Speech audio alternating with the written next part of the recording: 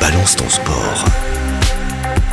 C'est l'heure de Balance ton sport avec Léo de Garrigue. Bonjour Léo. Salut Philippe. Comment ça va Léo ? Très bien. Merci d'être avec nous désormais. Votre nouveau rendez-vous tous les jours. On va parler de sport avec Léo de Garrigue. Et on commence aujourd'hui avec une double élimination en Suisse, notamment en tennis. Exactement, à l'US Open, on va à New York tout de suite. C'est la fin du conte de fées pour Dominic Stricker, le Bernois de 21 ans, 128e mondial. Il était sorti des qualifications. C'est assez rare d'aller jusqu'en 8e de finale à ce niveau-là. Et il s'est fait éliminer cette nuit face à l'américain Taylor Fritz, 7-6, 6-4, 6-4. On retiendra évidemment son exploit face au grec Stefanos Tsitsipas. Et c'est plein de promesses évidemment pour la suite. Stricker sort donc par la grande porte. A l'inverse, Belinda Bencic emprunte la petite puisqu'elle s'est fait sortir un peu à la surprise générale par la roumaine Sorana Cirstea, 6-3, 6-3 cette nuit. Cirstea qui donc passe en quart de finale et ça vient de tomber. La numéro 1 mondiale et tenante du titre Iga Swiatek s'est fait éliminer cette nuit face à Jelena Ostapenko.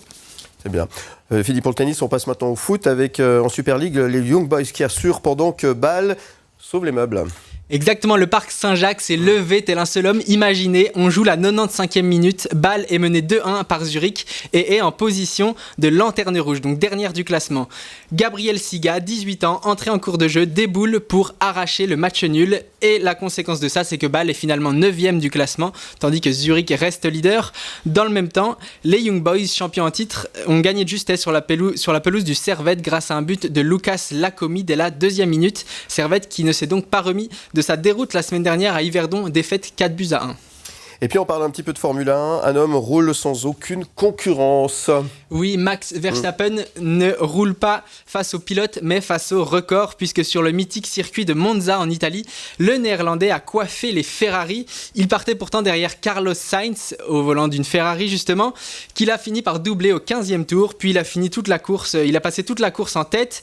Il termine devant son coéquipier de chez Red Bull, Sergio Perez, et la Ferrari de Sainz. Ça fait 10 victoires d'affilée pour Verstappen, qui bat le record de Sébastien Vettel de 2013. Et un petit mot de MotoGP pour rester un peu dans le domaine des moteurs.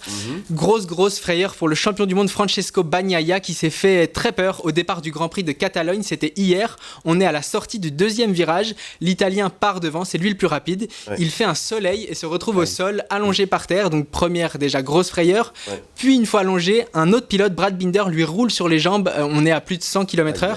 En pleine accélération. Tout le monde a très peur. C'est un moment épouvantable, mais plus de peur que de mal puisqu'il s'en sort sans fracture et c'est un miracle. Et pour l'anecdote par rapport à ça, c'est l'Espagnol Alex Espargaro qui triomphe devant deux compatriotes, Maverick Viñales et Jorge Martin. Ok, un petit peu de vélo aussi. Un petit peu de vélo bien sûr, c'est l'Allemand Lennart Kemna qui a remporté en solitaire la 9e étape du Tour d'Espagne hier au sommet du dantesque Collado de la Cruz de Caravaca. C'est Sepp Kuss qui reste en rouge, qui reste leader. Aujourd'hui c'est la première journée de repos pour tous les coureurs. Puisqu'on parle de vélo, c'est bientôt le Tour de Romandie cyclisme féminin. Oui, c'est vrai. C'est mi-septembre. Mi-septembre. On aura l'occasion évidemment de vous en reparler dans la rubrique Balance ton sport avec Léo de Garrigue. Allez, on passe au golf parce que tu vois, tu y étais ce week-end du côté de Cran-sur-Sierre pour l'European Master. Exactement, et on a eu une grosse surprise. Un petit mot de golf parce que ça se concluait donc hier soir, ça a commencé jeudi, c'était l'European Master de Crans-Montana. Et justement, on est en direct de Crans-Montana avec Thierry David, le rédacteur en chef de Golf Plus, qui a commenté le tournoi pendant tout le week-end pour le groupe Canal. Salut Thierry, on l'annonçait en favori, Matthew Fitzpatrick a mené quasiment tout le long du week-end et il a fini par s'effondrer.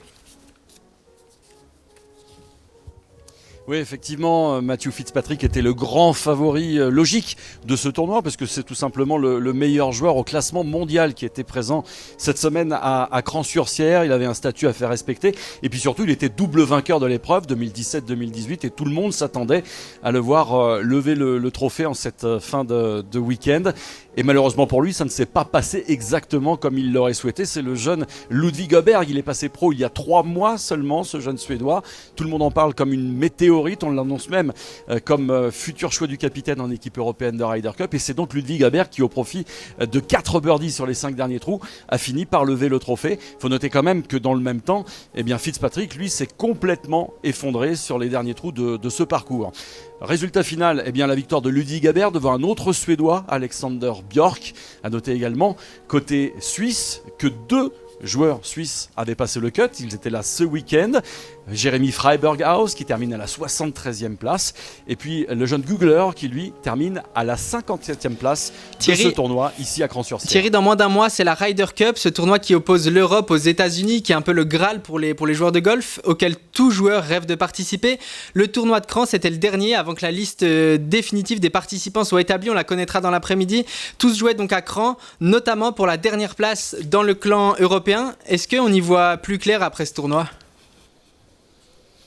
Oui, en effet, ce tournoi ici, l'European Masters, marquait la fin du comptage des points officiels pour déterminer quels seront les 6 qualifiés automatiques pour l'équipe européenne de Ryder Cup. Eh bien, il y avait encore un petit peu de suspense quant à la dernière place. Le suspense a été levé ce dimanche soir. C'est finalement in extremis le jeune Écossais Robert McIntyre qui a sauvé sa place comme 6e et dernier qualifié automatique. Maintenant, il faudra attendre la liste ce lundi du capitaine anglais Luke Donald qui, en début d'après-midi, va annoncer quels seront les 6 joueurs invités à participer à la Ryder Cup pour rejoindre les 6 autres et former une équipe de 12 européenne qui défendra haut les couleurs de l'Europe. Ce sera à la fin du mois, septembre, ici à Rome, exactement sur le Marco Simone Golf Club, une compétition que vous pourrez suivre évidemment sur Golf+.